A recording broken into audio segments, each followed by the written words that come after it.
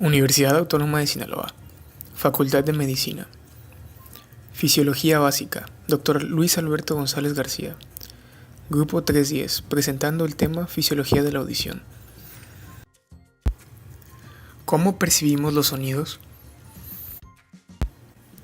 Los sonidos son recogidos por el orificio externo. El sonido es guiado a través del conducto auditivo y llega a la membrana timpánica. Esta vibra y transmite vibraciones a los huesecillos, que a su vez lo transmiten a la membrana oval. De aquí se transmite el sonido a la cóclea, que está llena de líquido. Todo esto provoca un movimiento en la membrana basilar, que está compuesta por esterocilios, generando potenciales de acción que en la corteza cerebral la información traducida se interpretará como un sonido. Los sonidos que interpretamos pueden ser agudos o graves, dependiendo de las partes que se estimulen en nuestro sistema de la audición.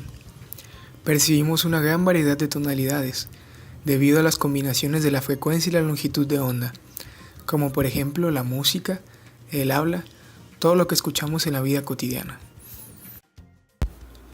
Las ondas de sonido son zonas alternantes de presión alta y baja, que viajan en un medio. Tienen distintas características como la frecuencia. Esta guarda relación directa con el tono del sonido. Mientras mayor sea la frecuencia, más alto será el tono. La intensidad. Esa tiene que ver con la amplitud de onda. La audición del ser humano es óptima a un máximo de 80 decibeles. El oído externo. En el oído, las ondas de sonido son dirigidas por el pabellón de la oreja hacia el meato auditivo externo. Estas dos estructuras forman el oído externo. El meato auditivo externo lleva las ondas de sonido hacia el tímpano, también llamado membrana timpánica. Las ondas de sonido en el meato auditivo externo producen vibraciones pequeñas de la membrana timpánica. Como dato curioso, se estima que los movimientos del tímpano durante el habla, con una intensidad promedio del sonido de 60 decibelios, tienen aproximadamente el diámetro de una molécula de hidrógeno. El oído medio. El oído medio es la cavidad que está entre la membrana timpánica en el lado externo y la cóclea en el lado interno. Dentro del oído medio hay tres huesecillos: el martillo, el yunque y el estribo. El martillo está fijo a la membrana timpánica y cumple la función de transmitir las vibraciones del tímpano al hueso yunque. El yunque está unido al estribo y el estribo está fijo a una membrana, la ventana oval en la cóclea. Esta vibra en respuesta a vibraciones de la membrana timpánica. Que las vibraciones de la membrana timpánica se transfieran a través de tres huesecillos en lugar de solo uno brinda protección, ya que si el sonido es demasiado intenso, los huesecillos pueden doblarse. Esa protección aumenta por la acción del músculo del estribo, que se fija al cuello del estribo. Cuando el sonido se hace demasiado fuerte, este músculo se contrae y apaga los movimientos del estribo contra la ventana oval, lo que ayuda a prevenir daño nervioso dentro de la cóclea. Pero, si los sonidos alcanzan amplitudes altas con mucha rapidez, un ejemplo, los disparos de arma de fuego, el músculo puede no responder suficientemente rápido como para prevenir un daño nervioso. La cóclea es un órgano de 34 milímetros que se encuentra dentro del hueso temporal. Esta junto con el aparato vestibular componen al oído interno.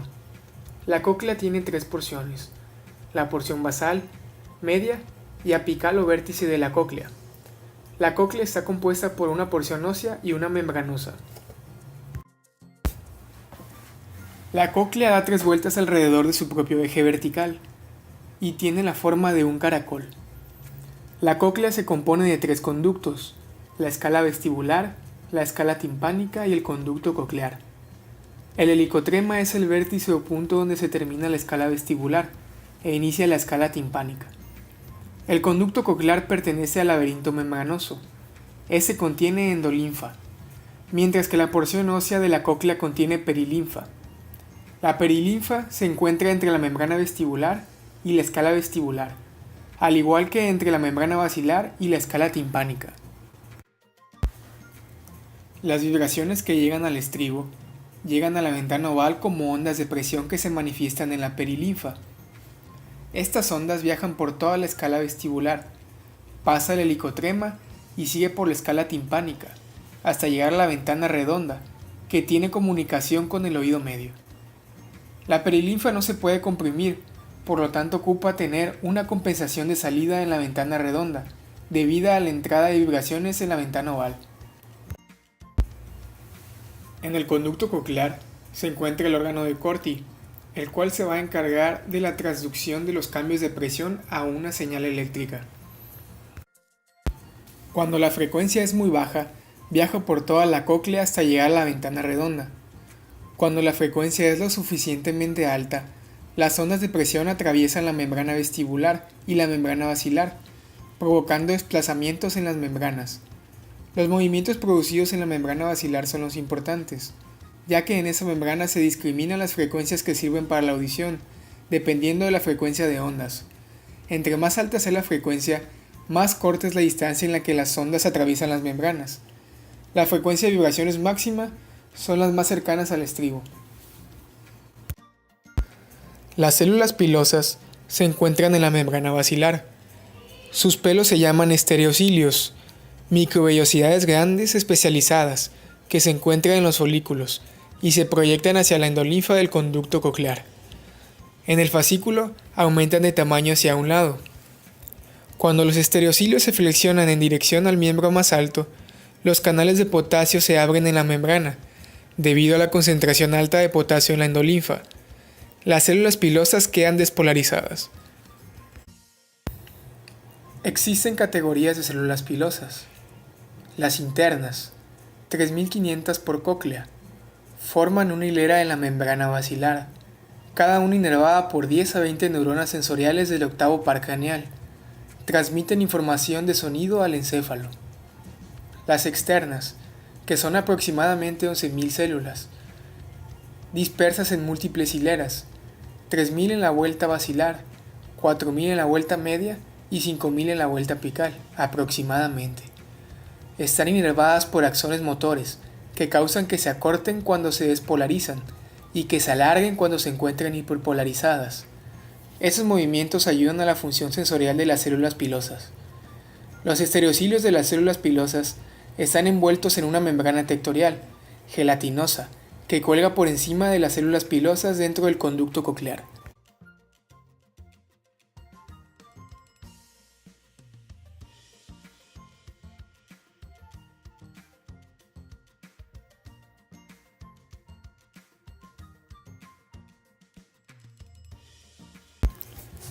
La membrana basilar, las células fibrosas internas con fibras sensoriales y la membrana tectorial forman una unidad funcional llamada órgano de Corti. Cuando el conducto coclear es desplazado por ondas de presión de la perilinfa, se crea una fuerza de corte entre la membrana basilar y la membrana tectorial. Los estereocilios se flexionan y ese proceso mecánico abre canales de potasio en la membrana plasmática, que cubre los extremos de los estereocilios. Esos canales miran hacia la endolinfa, donde hay mayor concentración de potasio, y origina la difusión rápida de potasio hacia las células pilosas y su despolarización. Las células pilosas despolarizadas liberan glutamato como un neurotransmisor, que estimula neuronas sensoriales asociadas. Cuanto mayor sea el desplazamiento de la membrana y la flexión de los estereocilios, mayor será la cantidad de transmisor liberado, por ende, mayor potencial producido en la neurona sensorial. Los estereocilios solo necesitan flexionarse 0.3 nanómetros para que se detecte al umbral de audición. A mayor flexión, mayor será el potencial de acción, dando como resultado un sonido más fuerte. Los sonidos de tono alto producen un desplazamiento máximo más cerca de la base, mientras que los sonidos de tono más bajo causan desplazamiento máximo más hacia el vértice. Las neuronas que se originan en las células pilosas se estimularán más que las que se originan en otras regiones. Ese mecanismo proporciona un código neural para discriminación del tono. La membrana basilar del conducto coclear tiene forma de espiral y en la base. En su primera vuelta, la membrana vibra en respuesta de sonidos con frecuencia alta, un tono alto. El vértice o el extremo, es el sitio donde la membrana vibra en respuesta de sonidos de frecuencia baja, un tono bajo. El líquido que se encuentra en la cóclea apaga las vibraciones de la membrana basilar, y debido a esto, el ser humano sería casi sordo, a no ser por las acciones de las células pilosas externas, que actúan como amplificadores cocleares. Estas están cerca del centro de la membrana basilar, son más numerosas que de las células pilosas internas y cambian de longitud. Estos cambios aumentan hasta 1000 veces los efectos del sonido sobre las vibraciones de la membrana basilar y la estimulación de las células pilosas internas. Todo esto permite escuchar sonidos mucho más suaves, que de otra forma sería imposible, y sirve para agudizar de manera importante la respuesta de frecuencia de la membrana basilar, lo que agudiza la percepción del tono. Las vías neurales inician en la vibración de la membrana basilar del órgano de Corti, el cual excita las células ciliadas, generando un potencial de acción. Estos potenciales de acción originan sinapsis con las células sensoriales del nervio vestíbulo-coclear, que es el octavo par craneal. Este, a su vez, hace contacto con el bulbo raquídeo, que se proyecta hacia los colículos inferiores del mesencéfalo.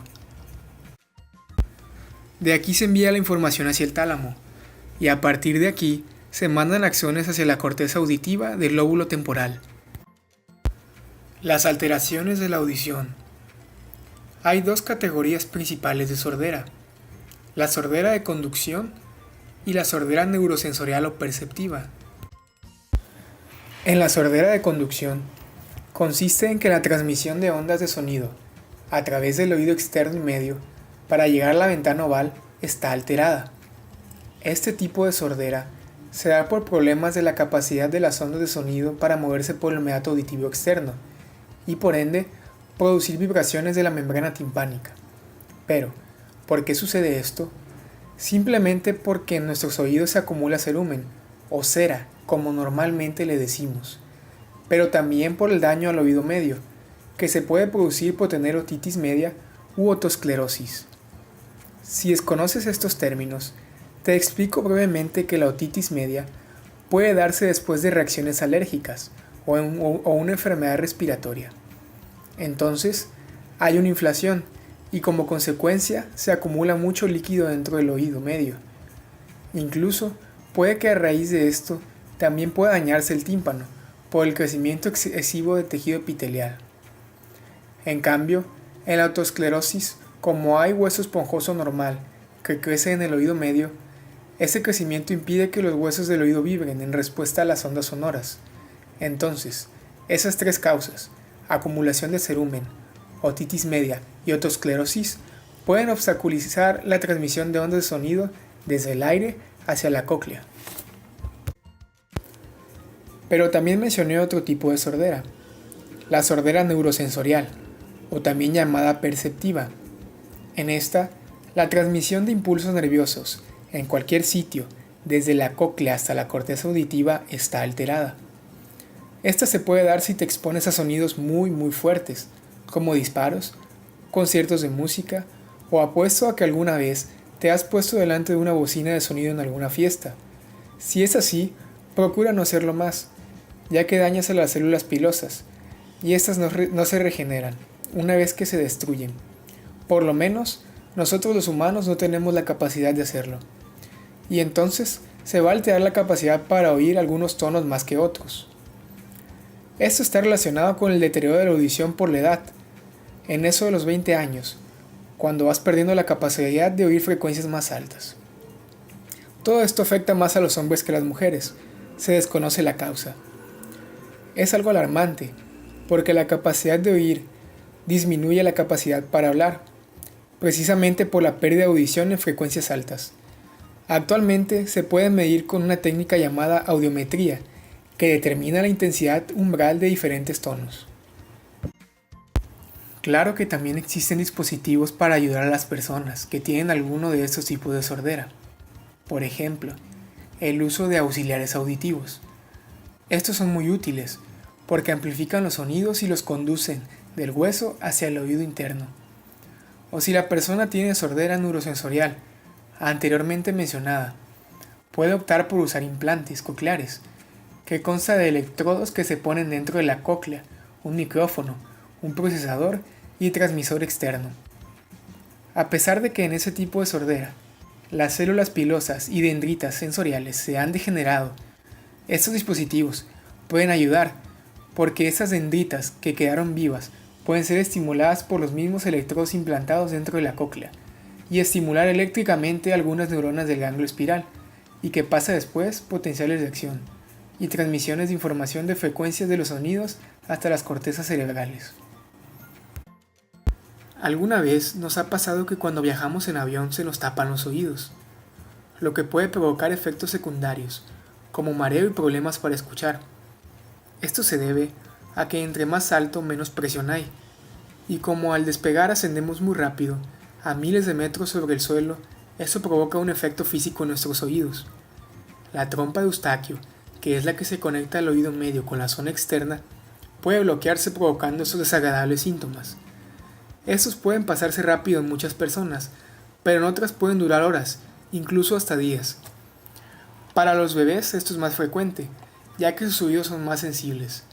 Así que a la otra piénsala en quejarte del bebé que tengas por un lado y se encuentre llorando. A todos nosotros, alguna vez nuestros padres nos regañaron diciendo: bájale a eso, te vas a quedar sordo. Lo que es cierto, ya que si nos exponemos a ruidos muy fuertes durante mucho tiempo, esto nos puede traer consecuencias como la pérdida temporal o permanente de la audición, o incluso te puede provocar tinnitus o acúfenos, que es cuando escuchamos zumbidos o golpeteos en los oídos.